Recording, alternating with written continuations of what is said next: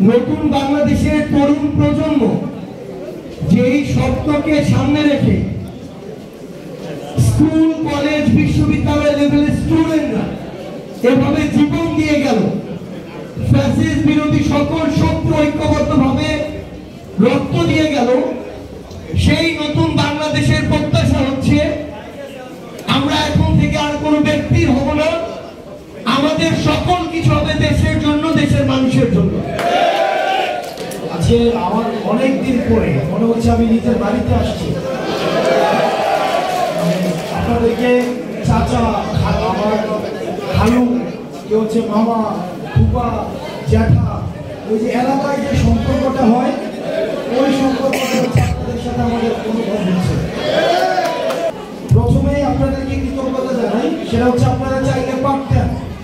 আপনারা বাংলাদেশের 3 কোটি মানুষের প্রতিনিধিত্ব করেন, প্রান্তিক জনপদ, যাদের কথা গণমাধ্যমে আসে না, যারা ক্যামেরা দেখলে মুখ লুকিয়ে ফেলে, যারা হচ্ছে যাদের 2-4 জন মানুষ ফেস করতে পারে না, গ্রামের চাষা ভূষা, যাদেরকে শহুরে কিতাবে যাদের হচ্ছে স্থান নাই, শহুর কাঠামোতে যাদের অবস্থান নাই, ওই হঠাৎ করে সারা বাংলাদেশের 329টি পৌরসভা এবং সিটি কর্পোরেশনের কাউন্সিলরদেরকে একযোগে আপনার অপসারণ করা হয়েছে। আমরা কাউন্সিলররা সারা বাংলাদেশের কোনো দলীয় প্রতীক নিয়ে নির্বাচন করিনি। আমরা কোনো কাউন্সিলররা কোনো দলের মনোনীত নই।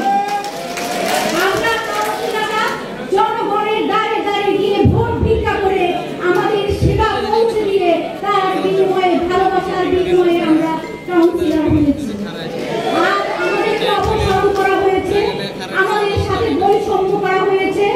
আমরা চাই বর্তমান সরকার বৈষম্যহীনের কথা বলে। আমরা চাই আমাদের জনগণের যে ভালোবাসার বিনিময়ে আমাদের